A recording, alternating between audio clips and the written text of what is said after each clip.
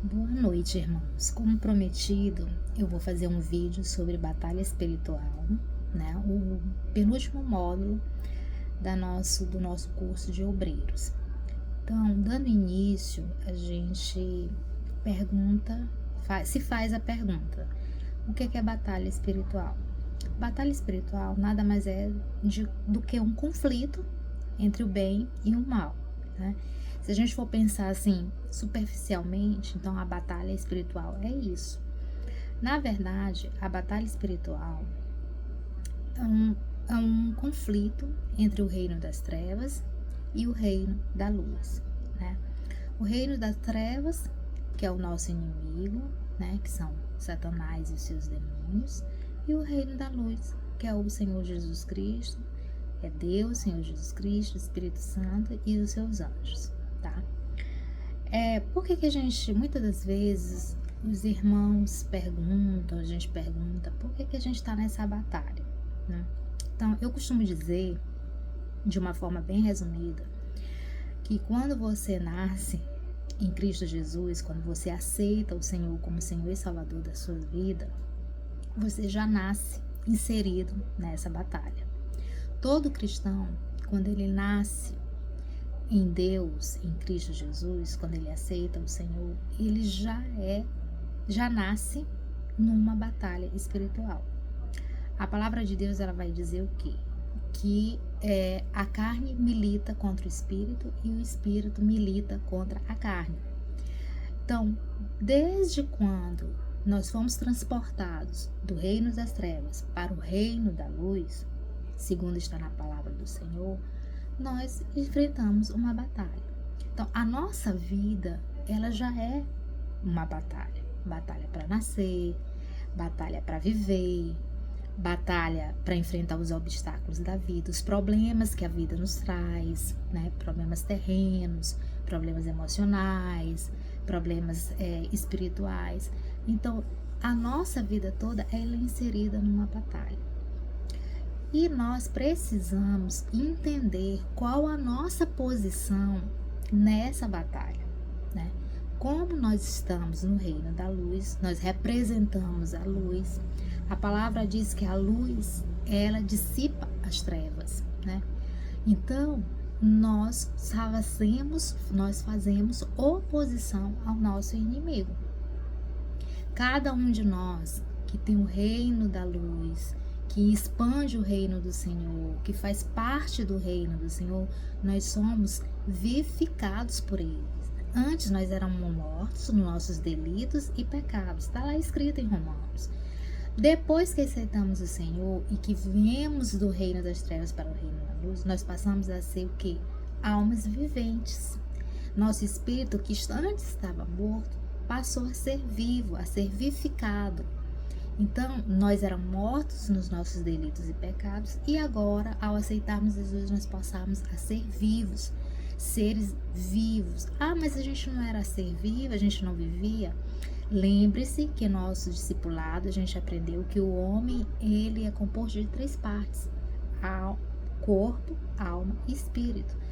O nosso corpo é isso aqui que a gente toca, né? A nossa alma são as nossas vontades, as nossas emoções, os nossos sentimentos, e o espírito é a parte que se comunica com Deus. Esse espírito, quando estávamos no mundo, quando estávamos no reino das trevas, ele era morto. Só tínhamos a alma e o corpo que a gente toca, né? E a alma que a gente fazia os nossos desejos, as nossas vontades, a vontade da nossa carne, como diz a palavra. A partir do momento em que nós passamos a ser espírito, que o nosso espírito passou a ser alma vivente, a ser vivificado pelo Senhor Jesus Cristo, no momento em que nós aceitamos o Senhor, nós não fazemos mais a vontade da nossa carne. Pelo menos não é mais para fazermos. Nós temos um senhorio agora, que é o Senhor Jesus, e nós devemos obedecê-los, e nós fomos agora vivificados em nosso espírito. Nosso espírito não é mais morto, nosso espírito está vivo. Pois bem, baseado nisso, a nossa posição em Cristo nós estamos assentados com Ele nas regiões celestiais. Se a gente for ler lá em Efésios, 1 Efésios, vai dizer que nós recebemos em Cristo Jesus toda sorte de bênçãos nas regiões celestiais. Então, o local da nossa batalha, ela não se dá aqui a nível de terra, ela se dá a nível de ares. Expliquei para vocês que nós temos o que? 3 céus. O céu atmosférico, que é esse que a gente vê, com nuvens, com o céu azul, quando está no verão, ou com chuvas, com nuvens densas, quando está no inverno. O segundo céu, onde nós estamos, que é as regiões celestiais, estamos nós assentados juntamente com Cristo, e também com os seus anjos e também com os demônios, porque a gente vai ver lá mais na frente que os demônios também habitam nas regiões celestiais. E o terceiro céu, que é onde está o trono de Deus. Então, a nossa posição de Cristo é de seres vivificados no nosso espírito, de seres vitoriosos em Cristo Jesus, porque ele venceu as obras do inimigo. Ele veio para derrotar o inimigo e conseguiu, né? Veio nos resgatar também e nos fez assentar com ele nas regiões celestiais. Então, a nossa posição é de vencedor e de estar assentado com o Senhor nas regiões celestiais. Portanto, a nossa batalha, a batalha espiritual, ela não se dá a nível terreno, ela se dá a nível de regiões celestiais. Lembre-se que Jesus disse a Pedro, que diz que tudo que está ligado no céu é ligado na terra, tudo que está ligado na terra está ligado no céu, tudo que eu desligar na terra, desligarei no céu, tudo que eu desligar no céu, eu desligo na terra. Por quê? Porque o mundo espiritual, ele está inserido no mundo físico e vice-versa. O mundo físico também está inserido no mundo espiritual. Um anda igual ao outro, completa o outro. Então, tudo que eu faço aqui na Terra tem um impacto no mundo espiritual. Tudo que eu faço no mundo espiritual tem um impacto aqui na Terra, entendeu? Então, a nossa luta não é contra pessoas, como diz lá em Efésios 6, não é contra carne, não é contra sangue, mas é contra principados, potestades, dominadores e forças espirituais do mal. Como eu expliquei para vocês, e aqui reforçando mais, já que a nossa luta é contra toda essa hierarquia, e que nós podemos chamar de hierarquia satânica, né? Então, nós devemos aprender o que é principado. Principados são aqueles demônios que tomam conta de determinadas nações, determinadas cidades, determinados estados. A gente pode se perguntar assim, mas como assim, né? E aí a gente vai ver que nós temos um exemplo clássico lá em Daniel, quando Daniel estava orando, né? Desde o primeiro dia, né, é dito que Deus atendeu a oração de Daniel, mas que o anjo que vinha trazer a resposta para Daniel foi interceptado pelo príncipe da Pérsia, porque naquele tempo a Babilônia era considerada, fazia parte do reino da Pérsia. Então assim, e foi preciso que o anjo chamasse reforço, né, para que outro anjo na mesma posição do príncipe da Pérsia pudesse ficar lutando com ele lá, para que esse anjo mensageiro chegasse até Daniel e entregasse a resposta da oração. Então, isso significa que cada nação tem o seu príncipe, tem o príncipe que toma conta no reino espiritual. Assim como cada cidade, assim como cada bairro, assim como cada estado. Então, a gente percebe também que quando a gente vai para uma cidade é mais favorável ao evangelho, outras é mais fechado, outros têm mais crimes, outros são mais calmas.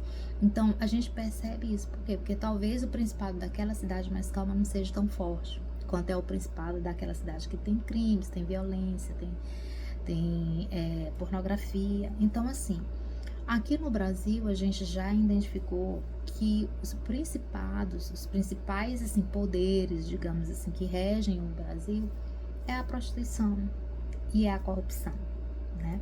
Então, infelizmente, nós vivemos debaixo dessas duas situações, assim, digamos dizer, que exige de nós constantemente batalha, né? Pois bem, além dos principados, nós temos as potestades, que significa poderes, que são os poderes que controlam o sistema mundano. Não estou dizendo que controle o mundo, mas é o sistema que rege o mundo, né? É por isso que o Senhor vai dizer que nós estamos no mundo, mas nós não somos do mundo.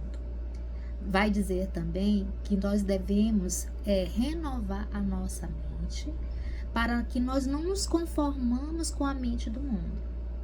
Então, que mundo é esse? A gente fala do sistema, o sistema que rege. Qual é o sistema que rege hoje o mundo? Quais são os princípios, os valores que estão aí? Na educação, na saúde, na economia, nas políticas públicas, políticas sociais.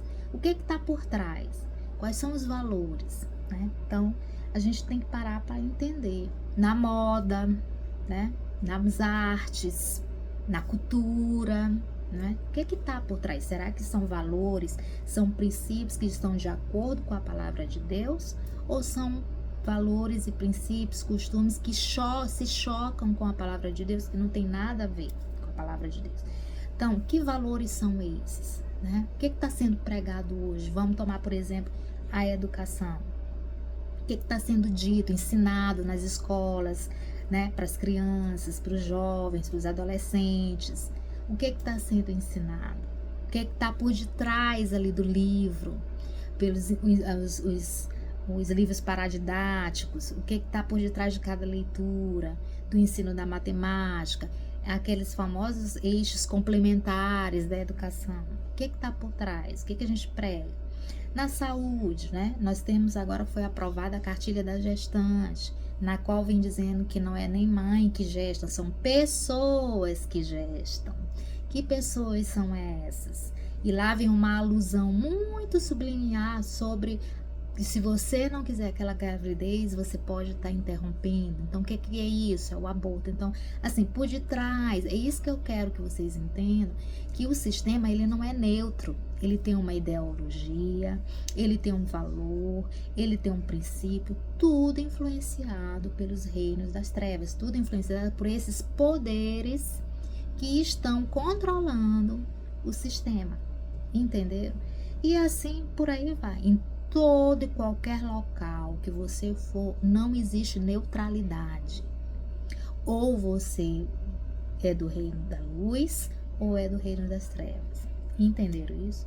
E aí vem os dominadores. Principados, já falamos, potestades, dominadores, né? São aqueles que dominam, o próprio nome já diz, são os dominadores, são aqueles que influenciam as pessoas, as cidades, né? Influenciam governos, influenciam as pessoas a cometerem, digamos, atrocidades, né?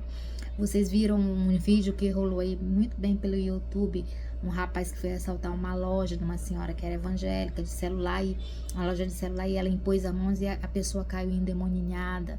O que é aquilo? Dominadores. Vai lá, ó, no ouvido, lá, ó, e diz, ó, faz isso, faz aquilo. As forças, né? Os dominadores. E tem as forças espirituais do mal, que são, que a gente fala que é a ralé lá, né? Que controla certas pessoas, faz com que a pessoa, a maneira de agir, pensar, vem falar no ouvido, ó, faz aquilo e tal. Então, assim, na verdade, as forças espirituais do mal, elas têm, digamos assim, pecados, classificação de pecados. Tem uns que atuam só na pornografia, na sexualidade, na lascívia, tá? Controlam a mente das pessoas. E os dominadores e as forças espirituais do mal é aqueles que prendem, que vêm falar no ouvido, que vêm dar ideias, sugestões, tá bom? Então, assim, a grosso modo, digamos, é isso. Agora, cabe vocês estudarem um pouco mais sobre isso. Isso aqui é só um vídeo básico para quem perdeu as aulas, tá? E a gente precisa entender, né? Assim, o que está acontecendo. Nós estamos no mundo, né? Não somos dele, como o Senhor já disse, mas nós precisamos estar atentos no que está acontecendo. E o que a gente percebe é que, como nós estamos vivendo os últimos dias, essa guerra ela tem sido mais enfática, ela tem sido mais aguerrida, ela tem sido mais violenta, digamos assim. O que antes era de uma forma oculta, subliminar, agora está às claras. As pessoas elas não têm medo de dizer o que elas estão fazendo, né? Nós vemos aí o ocultismo bombando nas redes sociais, bruxas ensinando a fazer bruxismo, pessoas ensinando crianças a se matarem, a se enforcarem, joguinhos eletrônicos ensinando como matar, como roubar. Então, assim, hoje as coisas estão mais às claras. Antigamente era mais escondido, hoje está às claras. Então a gente percebe que nesses últimos dias a coisa tem afunilado mais, né? Tem aparecido mais. Então precisamos, irmãos, entender em que batalha nós estamos inseridos, né? Então, além disso, do nosso inimigo, nós temos 3 inimigos, né? Principais, né? Que é a nossa carne, é o mundo, a nossa própria carne e o próprio inimigo, que é o Satanás. Então, nós lutamos contra nós mesmos. Por que contra a nossa carne? Porque a nossa carne, ela não se converte, né? Ela não se converte o nosso espírito. Vocês viram no começo desse vídeo eu dizendo que o nosso espírito ele foi vivificado, mas que nós devemos fazer morrer a nossa carne. O que é a nossa carne? Não é essa carne aqui, não, né? A nossa carne são os nossos desejos, as nossas vontades, o nosso prazer de fazer aquilo que bem entender, né? Eu não dou satisfação para ninguém, eu vou para onde for, Deus está lá no alto e eu tô aqui, eu faço o que bem entender. Isso quem faz é o pessoal do mundo, queridos, que não tem o Senhor. Nós temos um senhorio, um reino, nós fazemos parte de um reino. Nós somos sacerdotes, somos embaixadores desse reino. Nós não somos mais de nós mesmos. É por isso que lá em Tiago, ele vai dizer que sujeitai-vos a Deus, resisti ao diabo e ele fugirá de vós. A gente precisa se sujeitar ao Senhor. Não adianta você também aceitar o Senhor, ir para a igreja, frequentar os cultos, fazer discipulado, curso de obreiro, se você não se sujeita ao Senhor, se você não coloca a sua vontade perante ao Senhor, se você não toma a sua cruz e morre para si mesmo. Muitas das coisas que acontecem nas nossas vidas, nos nossos pecados, é porque a gente não se submete, a gente não obedece ao Senhor. Ele vai dizer que permaneceis em mim e eu permanecendo em vós, pedireis o que quiseres e vos será feito. A gente tem que permanecer no Senhor. Ele vai dizer que aquele que não permanece em mim, ele vai lançar fora. Então, assim, nós precisamos lutar contra a nossa carne. Se depender da nossa carne, a gente não ora, a gente não lê a palavra, a gente não jejua, a gente não batalha, né? Se a gente for depender da nossa carne, é aquele filme, dormindo com o inimigo, né? A gente não faz absolutamente nada. Mas a gente não deve viver pela carne. A palavra diz que a gente deve viver pelo Espírito. Então, nós precisamos ter comunhão com o Espírito, nós devemos fazer aquilo que o Espírito diz, e para isso nós devemos estar sensíveis à voz do Espírito. Nós precisamos perguntar todo dia para o Senhor: Senhor, qual a tua vontade para a minha vida? O que eu devo fazer nessa área? Com quem devo casar? Com quem devo estudar? Com quem devo trabalhar? Onde devo trabalhar? Tudo, queridos. A conversão ao Senhor Jesus não é só como Salvador, Ele já nos salvou, mas é ser Senhor. Senhorio de Cristo é uma coisa, salvação é outra, tá bom? Próximo. Então nós temos a carne como nosso inimigo, temos o mundo, que a gente já viu que é todo esse sistema que é contra todos os cristãos. Vocês estão vendo aí que hoje em dia não se pode mais falar em Cristo, não se pode mais falar para ninguém, não se pode pregar nas praças, tem que pedir autorização agora, né? Cristãos estão sendo mortos, assassinados, né?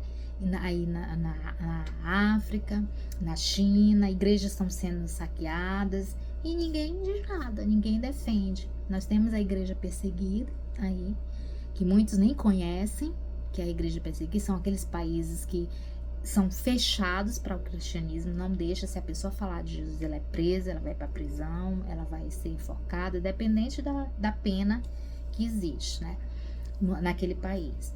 Então, assim, e aqui não é muito diferente, né? Apesar da gente ainda ter uma certa liberdade, mas está, como eu disse, o cerco está se fechando, as coisas estão funilando, e hoje em dia, se você se posiciona na rede social contra o aborto, contra o homossexualismo, contra outras coisas que a gente vê aí, outras ideologias, a gente é taxado de quadrado, que a igreja está se intrometendo onde não deve, que o Estado é laico, e por aí vai, né? Eu não preciso nem falar. Então, a guerra contra o mundo é enorme. E aonde você for, seja no trabalho, seja na sua casa, seja na escola, seja na saúde, seja na rua, você vai encontrar oposição.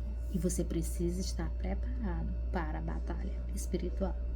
E o último, a gente já falou, é o inimigo. Eu não vou mais aqui ser redundante, já falei até a hierarquia, qual é, né? E que é dos dominadores, os potestades, os principados, as forças espirituais do mal. Então esse é o nosso inimigo, que é o próprio Satanás, né? E aí a gente tem armas para lutar. O Senhor não ia nos colocar numa batalha dessa se a gente não tivesse armas para lutar contra esse inimigo. Que armas são essas? São as armas espirituais, que é a armadura do cristão, que lá é colocado em Efésios, a partir, capítulo 6, a partir do versículo 10, né? Então, que armas são essas? É a armadura do cristão, que é a couraça da justiça, o cinto da verdade, os sapatos do evangelho da paz, né? O capacete da salvação, o escudo da fé, a espada do Espírito e, por último, a oração. Então, nós temos todo esse arsenal. Nós temos as armas de ataque, as armas de defesa. Concomitante à armadura espiritual, nós temos a oração, o jejum, a leitura da palavra. Nós temos o sangue de Jesus, que nos cobre, né, nos protege também. E nós temos a ajuda e o auxílio dos anjos, né, que são ministradores, né, que trabalham ao nosso favor. Então, nós temos todo esse arsenal. E uma das coisas que eu quero deixar claro para vocês é que nós somos vencedores em Cristo Jesus em qualquer situação. Nós somos mais que vencedores, né? Então, não é, como diz aquela música da Cassiane, é vencer ou vencer. Não existe essa coisa de, vencer e perder. Não, é vencer ou vencer. Para o cristão, não tem essa coisa de perder, né? Em Cristo Jesus, nós somos mais do que vencedores. Só falando um pouquinho aqui sobre cada peça da armadura, então vamos lá, né? Eu vou começar pelo cinturão da verdade. O cinturão da verdade, aí imaginem vocês aí, tem na apostila de vocês, o soldado romano.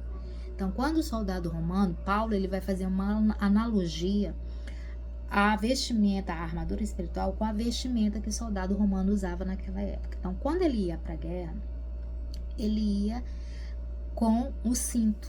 O cinto é que segura a armadura, né? Então, o cinturão da verdade, o que é o cinturão da verdade? É andar na verdade. Quem é a verdade? O próprio Senhor Jesus. Ele disse que ele é a verdade. Eu sou o caminho, a verdade e a vida. Lembram? Pois é. Então, é andar na verdade, é falar a verdade, é declarar a verdade. Que verdade é essa? Aquela verdade que está na palavra de Deus. João vai dizer, né, que conhecereis a verdade e a verdade vos libertará. Que verdade é essa? A verdade é a meu respeito, que eu sou filha de Deus, que eu sou amada, que eu sou ungida, que eu sou selada, que eu sou separada, que eu sou santa, né? Então, assim, que verdade, que promessas são essas que eu preciso declarar? Eu preciso conhecer, irmãos, a verdade a respeito, a meu respeito, em Cristo Jesus. Então, esse que é o cinturão da verdade. Depois vem a couraça da justiça. A couraça era uma moldura que pega daqui do pescoço até o baixo ventre, né? Onde ficam os órgãos vitais, coração, pulmão, baço, fígado, estômago, rins, no caso das mulheres, ovários, útero, homens, pênis, enfim, todos os órgãos nossos, até o baixo ventre, essa couraça cobria. A couraça era feita de couro, couro duro. Ali podia vir os dardos inflamados, pegavam, mas não atravessava a flecha, não atravessava os órgãos vitais e não machucava o soldado, certo? Então, a couraça da justiça para nós hoje, quem é que nos fez justificados diante de Deus? Como nós estávamos mortos em nossos delitos e pecados, a gente não podia se aproximar de Deus, porque a palavra diz que as nossas iniquidades, os nossos pecados, eles fazem separação entre nós e Deus. Um Deus santo não pode ter contato com um homem pecador. Entre eles há um abismo, e eu precisava de alguém que fizesse essa comunicação entre o homem pecador e Deus santo. Quem fez? Jesus. Então, quem nos justificou? Quem perdoa os nossos pecados? O que é justificação? É você tornar uma coisa justa, uma pessoa justa. Quem nos justificou? O Senhor Jesus. Então, a couraça, ela diz que eu não tenho mais culpa. Ela coloca que eu sou justificada diante do Senhor. Eu coloquei na aula passada que quando a gente ora, que já se apresenta diante de Deus, Deus não nos vê. Não vê a Joina, não vê o Marcelo, não vê o João, não vê a Maria, não vê a Natália, vê Jesus, porque o sangue de Jesus nos cobre de tudo e nos redime de todo o pecado. Entenderam isso? Então nós somos, para Deus, nós não temos culpa. Por que isso? Porque o inimigo é o acusador das nossas almas. Ele sempre vai dizer, mas você é pecadora, você não tem condições de chegar diante de Deus, olha como tu está cheia de pecado. Mas o Senhor já nos justificou, certo?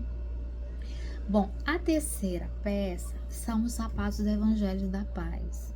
Esses sapatos do soldado romano, ele tinha cravos embaixo, prego embaixo, para que eles firmassem os pés e não vacilasse na hora da luta, nem para a direita, nem para a esquerda, nem para trás, não caísse. Era uma forma dele se manter firme ali no solo, se manter firme para que ele pudesse batalhar, manejar com a espada e com o escudo. Então, e não vacilasse para um lado para outro, entenderam? A mesma coisa somos nós, nossos pés têm que estar firmes. Firmes aonde? Na rocha. Quem é a rocha? O Senhor. Tem que estar firme. Nós temos que fazer caminhos retos para os nossos pés, não caminhos inconstantes. Uma hora eu tô aqui, outra hora eu tô ali, uma hora eu vou para cá, outra hora eu vou para lá. Não, tem que fazer caminhos retos para os nossos pés. Os nossos pés não podem vacilar, nem para o lado, nem para o outro. Eles têm que ir para o alvo, que é o Jesus Cristo. Nosso alvo é Jesus. Nós temos que andar, né? Andar como o Senhor andava. Nós devemos anunciar as boas novas. A palavra diz que quão lindo, né? Quão bom bonito é os pés daqueles que anunciam as boas novas. Então, os nossos pés devem ir em direção à bondade, a falar de Deus, a fazer o bem às pessoas, e não ir atrás do mal, e não vacilar para caminhos que não levem ao Senhor, certo? Então, a todos nós devemos ter paz. Os sapatos do Evangelho da Paz, ou as botas do Evangelho da Paz, de acordo com a tradução que você tem aí. Paz por quê? Porque nós devemos ter paz com todas as pessoas, quer elas sejam nossas amigas ou não, mas devemos ter paz com todos, tá? A outra peça da armadura é o escudo da fé. O escudo, se você vê, o soldado romano, ele tinha um escudo que cobria ele de alto a baixo, né? E aí esse escudo livrava ele das flechas inimigas, né? Impedia dessas flechas virem até ele. Então, a mesma coisa. Hoje, qual é o nosso escudo? É a fé. Fé é o quê? É a certeza das coisas que se espera e a convicção dos fatos que não se vê. Então, assim, você tem certeza, porque tem certeza, você é convicto de que aquilo vai acontecer. Isso é fé. E aí o que é que acontece? Com a fé, eu sei porque eu sei que o Senhor vai me defender, que o Senhor está do meu lado. Eu sei porque eu sei, eu tenho certeza, convicção de que Deus está me protegendo, está me guardando e que Ele vai me livrar dos dardos inflamados do inimigo. Que dados são esses?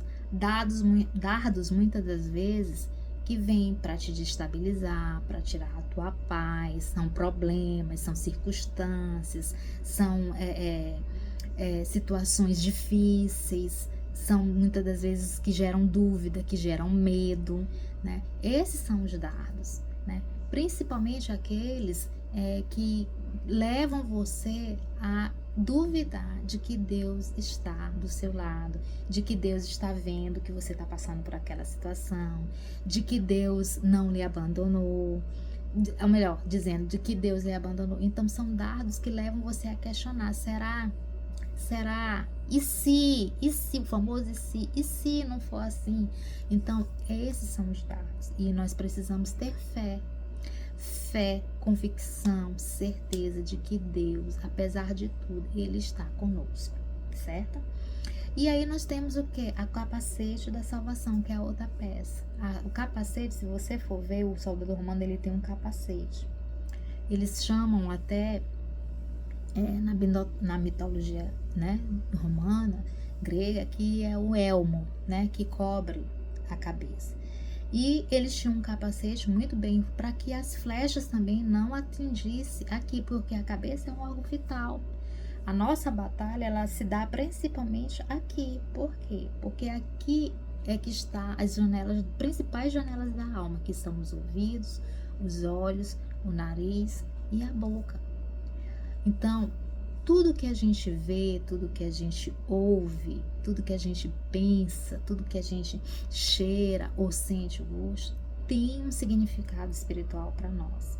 Então, nós precisamos estar atento àquilo que a gente vê, aquilo que ouve, aquilo que a gente pensa, principalmente aquilo que a gente pensa.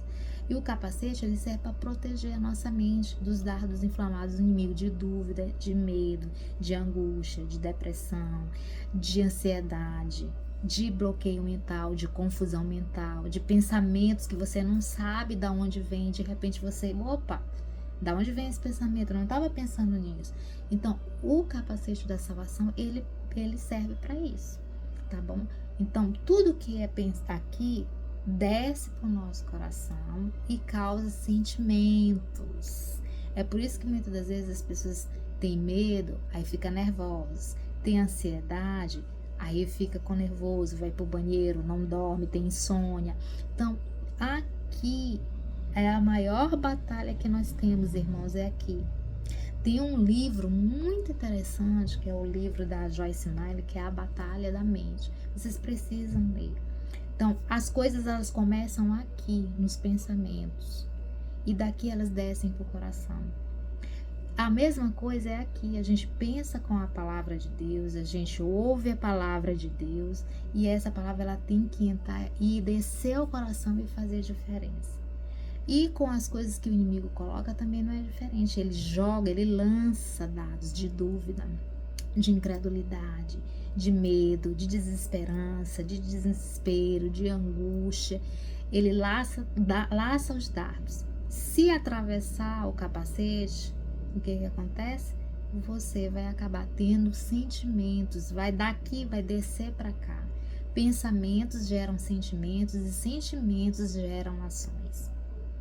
Porque muitas das vezes, quando a gente vai falar com um criminoso, mas como foi assim que você matou? O que aconteceu? Esse rapaz veio aquilo na minha cabeça, aí eu senti aquela situação e acabei acabei matando. Eu não tinha essa intenção, mas aí aconteceu. Então lembre-se, pensamentos geram sentimentos e sentimentos geram ações. Mas se você tiver com o capacete da salvação colocado na sua cabeça, que é o próprio Senhor, a nossa salvação é o próprio Senhor, se você estiver com a mente de Cristo, e o que é ter a mente de Cristo? É pensar como Cristo pensou, é falar como Cristo falava, é ouvir como Cristo ouvia, é olhar como Cristo olhava. Então, isso é ter a mente de Cristo. E aí, se você tiver a mente de Cristo, dificilmente esses pensamentos você vai identificar, vai atravessar a sua mente.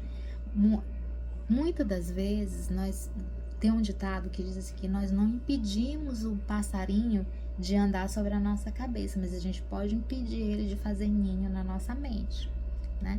Então nós precisamos encher a nossa mente com a palavra de Deus.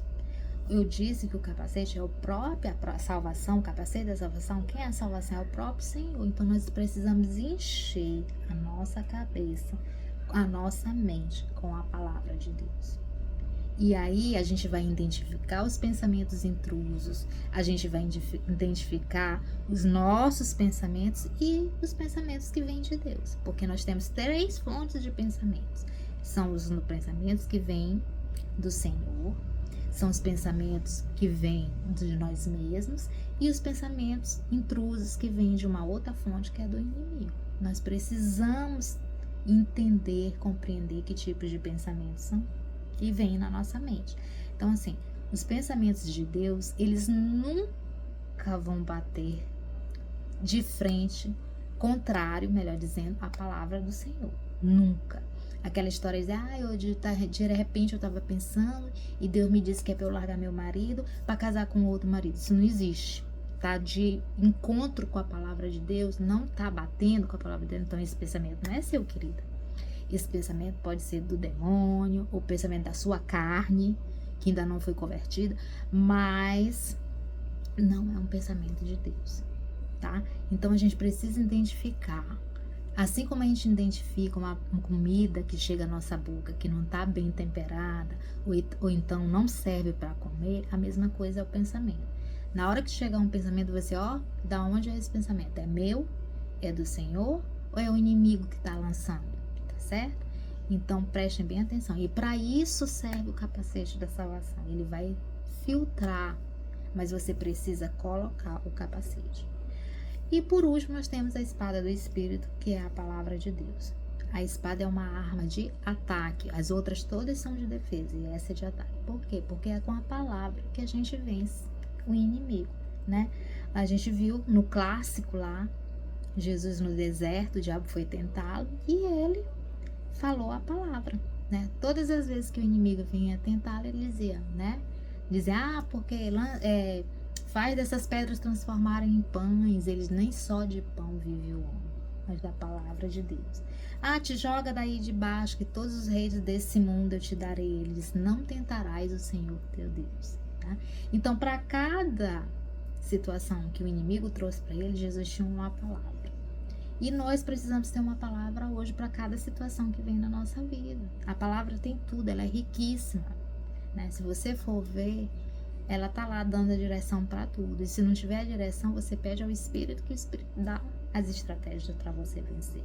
Tá bom, queridos? Então, essa é as armas, as peças da armadura do cristão, as armas espirituais. Se for isso, nós temos a oração, nós temos o jejum, nós temos o sangue de Cristo que nos cobre de todo pecado, nos livra de toda tentação também, tá? E nós temos os anjos, a ajuda dos anjos. Então, assim, os anjos, eles são espíritos ministradores que trabalham a nosso favor. E aí a gente viu a classificação dos anjos, que existe os querubins, os serafins, né? Existe uma classificação aqui dos anjos, tá? Assim como existe a hierarquia satânica, existe também a hierarquia angelical, digamos assim, né? Então, nós temos o quê? Quais são a classificação dos anjos? Nós temos os tronos, né? Diz aqui na apostila de vocês, né? Que é uma classe de anjos conectados ao trono de Deus, que fica 24 horas ali, rendendo adoração ao Senhor. Santo, santo, santo, santo é o Senhor dos exércitos. E esses são os anjos que fazem parte dos tronos. Nós temos as dominações, né? Que são aqueles anjos que executam as ordens de Deus. Entre eles estão os querubins e os serafins. Nós temos os principados também, que são príncipes, assim como cada cidade, nação, estado tem um príncipe do lado digamos assim, das trevas, nós temos também os príncipes, que são anjos do Senhor, que também dominam as regiões. É por isso que tem muita guerra nos ares, né? É por isso que tem cidades aí, umas que são mais calmas, outras que são mais violentas, tá? Então, os principados, né, eles também existem na questão dos anjos. Tem anjos que são príncipes, né, de nações. Nós temos aí o príncipe de Israel, né, o anjo que cuida da nação de Israel. E temos as potestades também, que são os poderes, né? Nós temos aqui anjos que são grandes em poder, né? E aí temos outras categorias e classes. Temos o anjo do Senhor, tem os arcanjos, tem os anjos eleitos, tem os querubins, tem os serafins, tem o anjo mensageiro, né? Tem os anjos mensageiros, no caso aqui é o mensageiro, e que é também da parte dos poderosos, digamos assim, Gabriel, né? Que é o anjo que leva as mensagens. Nós temos Miguel, que é um príncipe que luta, né? Que faz a questão da guerra espiritual. Enfim, só para vocês entenderem também que há uma hierarquia, que eles estão a nosso favor, né? E aí, muitos de vocês perguntam assim, sim, mas essa guerra, ela teve um começo, começou lá em Gênesis, a partir do momento em que Adão e Eva pecou e que cedeu todo o seu domínio para o inimigo, né? Ali começou a guerra. E quando é que essa guerra terá fim? Essa guerra vai ter fim quando Jesus voltar, né? Quando Jesus voltar. Vai haver um aumento, né, nessa guerra. Acredito que essa batalha ela vai ser intensificada cada vez mais. Nós estamos vivendo as dores de parto. Eu já tive muitos testemunhos essa semana passada de irmãos que acordaram sentindo dores de parto. Isso significa que as coisas estão vindo aí à tona, que muita gente precisa, a seara tá grande, muita gente precisa colher, né, outras vidas, tá? Mas eu quero dizer para vocês que, independente da nossa batalha, a vitória é certa. O Senhor já venceu por nós na cruz e continua vencendo, é vencedor, e nós somos mais que vencedores do que Ele. Vai haver uma intensificação, um aumento dessa guerra nos últimos dias, mas eu quero dizer para vocês que essa guerra ela só terá fim quando o Senhor voltar, quando o Senhor vier na sua segunda vinda, né? E que eu espero que isso não demore muito, tá bom? Bom, eu queria colocar umas coisas para vocês também aqui que não tem na apostila, mas que eu queria falar aqui para vocês, que é a questão a diferença entre opressão, possessão e obsessão, tá? Então, sim, o que é uma pessoa opressa, né? Porque isso também faz parte da batalha espiritual.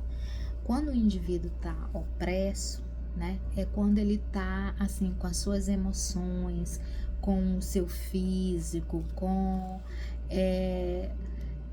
digamos, influenciado por uma força externa. Ele não está possesso, ele ainda está dentro da realidade, ele ainda exerce as suas faculdades mentais, ele ainda responde aos estímulos externos, mas a gente vê que ele não está em condições, digamos assim, normais, né? Ele está nervoso, ele está assustado, ele está vendo assim coisas, ele não é que ele esteja vendo, mas ele está assim com as suas emoções afloradas. Deixa eu ler aqui para vocês, que diz assim, que o que é a opressão demoníaca? É uma ação externa para influenciar o interno. É uma influência externa, né, que influencia o interno, tá? Satanás e seus demônios aproximam-se bastante para injetar suas tentações na mente, para intrometer nas emoções, amolecer e condicionar a vontade da pessoa e a assaltar os corpos. Então a pessoa ela fica ali naquela coisa, sabe? Com medo, tem medo, vai acontecer aquilo, é um nervoso. Você vê que ela não é normal, ela fica uma pessoa opressa, né? O que é oprimir? espremer. Ali fica ali aquela coisa do espremer, do fazer sofrer. Então é como ele diz, é condicionar a pessoa, amolecendo seus sentimentos, deixando confusa aquela pessoa a ponto de querer tomar conta, que aí vem a possessão, né? É um estágio próximo da possessão. E o que é uma pessoa possessa? Uma pessoa possessa é um endemoniamento mesmo, demoninhamento, né? É a invasão de um ou mais espíritos na personalidade da pessoa, ou seja, na vida. Ela tenta expressar-se ou manifestar-se e muitas vezes controla totalmente a pessoa. Então, o sujeito possesso, ele não está mais na sua razão, né? Ele não... digamos assim, uma personalidade, uma outra personalidade externa toma conta da personalidade dele, e ali ele fala, tem mudanças no físico, a gente observa mudança de personalidade afetando a inteligência, a aparência, o conhecimento e o caráter. Exemplo disso é o demoniado lá de Gadareno, né? Que ele não tinha mais personalidade, não era ele que estava ali, né? Ele não tinha mais inteligência, a aparência dele, ele vivia todo cortado nos túmulos, né? O conhecimento também, ele não sabia, depois que aconteceu, que ele foi liberto por Jesus, aí foi que voltou à razão, ele não tinha conhecimento da realidade, e também o seu caráter. Então, tudo afeta, há uma mudança de personalidade, né? Uma mudança física, na voz, na questão da força física, é uma sobreforça humana.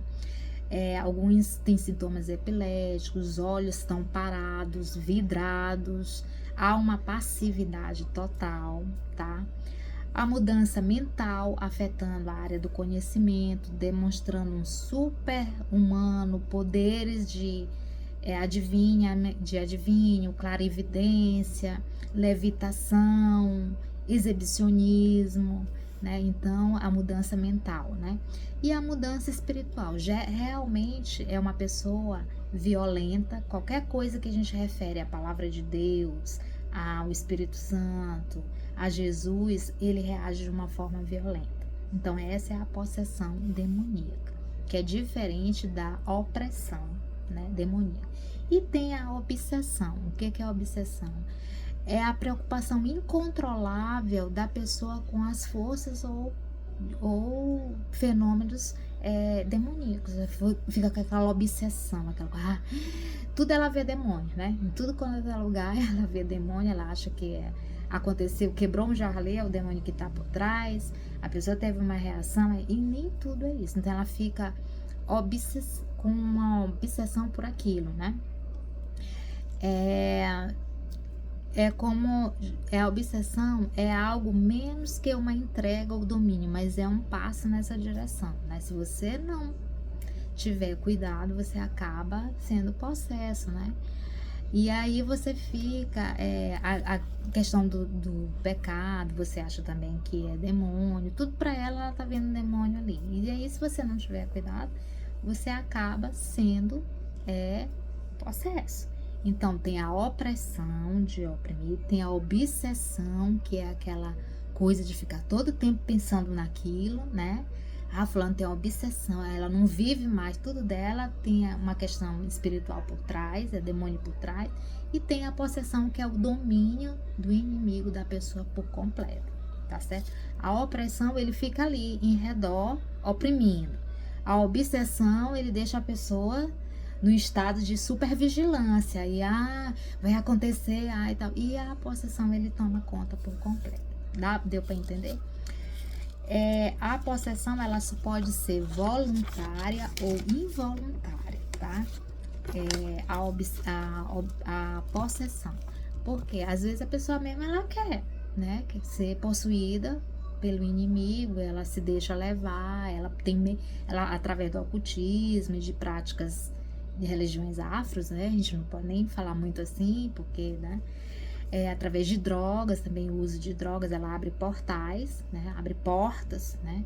E aí é voluntário. E involuntário é quando a pessoa não quer, mas de repente se envolve abre brechas, abre portais através da impureza sexual, através de pecados, através de leitura de mão, do ocultismo, consulta de cartas. Então, assim, ela abre portas para que o inimigo venha e a possua, certo? Pode ser voluntária ou involuntária a possessão, tá bom?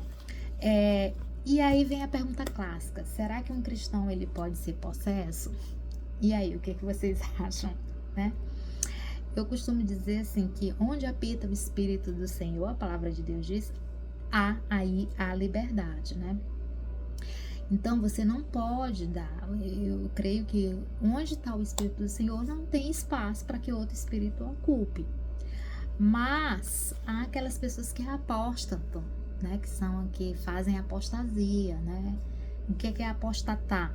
É você não querer mais saber de Deus. Tem pessoas que andaram com o Senhor e de repente não querem mais nada com Ele, se voltam totalmente, e aí a palavra de Deus vai dizer que o Espírito Santo, ele fica triste, ele fica enciumado e ele se retira também. Então, quando ele se retira, o que a palavra diz naquela parábolazinha da casa vazia? Você se converteu, veio, limpou a casa, tudinho, deixou ornamentada. Se você não preencher ela, tem mais 7 espíritos piores do que aquele primeiro e torna o estado daquela pessoa se torna pior do que era antes, né?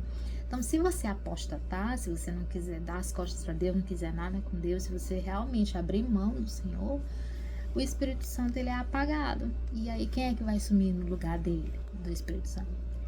O outro espírito, que não tem nada a ver com a gente, né? Então, assim, o crente mesmo, ele não pode ser possesso. Mas se ele apostatar, né?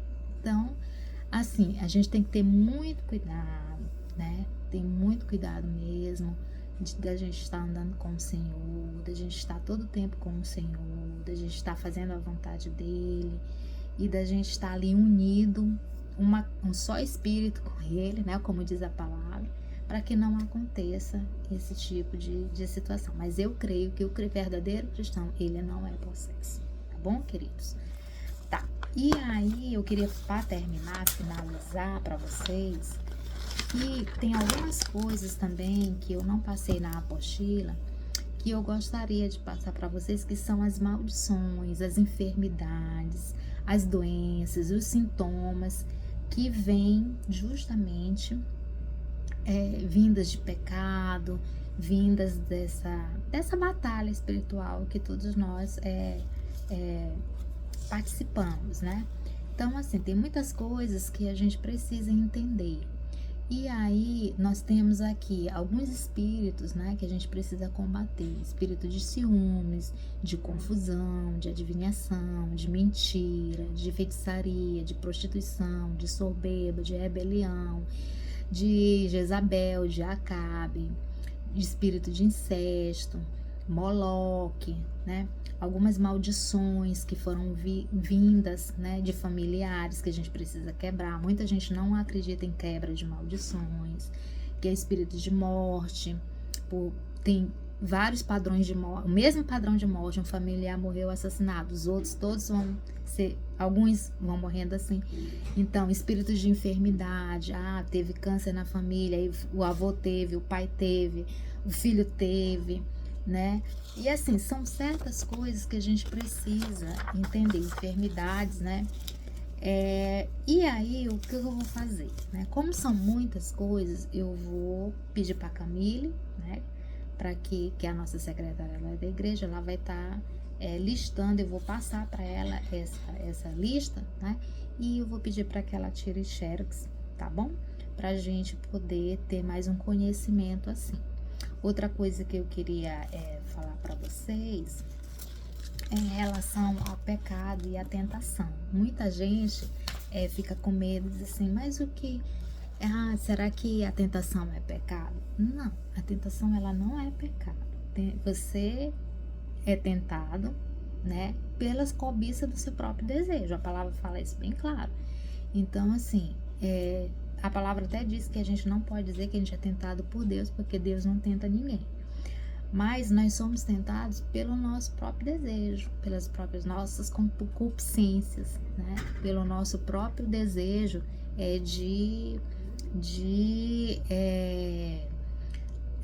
daquilo que a gente pensa, daquilo que a gente gostaria de ter e não tem, tá? Então, assim, é os nossos desejos, desejo da nossa carne. E aí, como diz a palavra, a concupiscência da carne, a concupiscência dos olhos, a concupiscência da vida, né? Tô gravando um vídeo, mamãe. Eita. Lá vou interromper bem aqui. E é isso, tá bom, irmãos? Ô, mamãe.